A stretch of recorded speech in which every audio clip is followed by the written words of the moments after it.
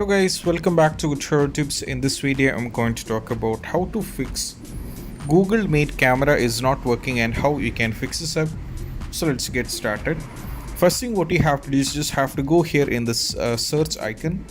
Now over here at the top you have to search for settings, or you can navigate to settings, and from here in the navigate to settings you just have to click on the privacy. And now from here you just have to scroll down over here to the camera on the left side, and from here you just have to make sure that you just have turned it on camera over here. I mean allow access to the camera on the devices. This should be turned on. And also you have to click on allow apps to access your camera, which has to be turned on. And also moving on, you just have to select the respective app which has to be turned on. For example, as you can see, I have turned it off for some of the apps, so you just have to search for it. And also in some cases, you just have to turn for allow desktop app to access your camera.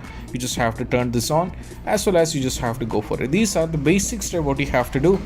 And you just have to close this up and make sure the camera is turned on, which is the only one solution how you can fix this up, because Google Meet will not be having any other issues. Only the issue is we might have been disabled the camera. That's why the issue is happening.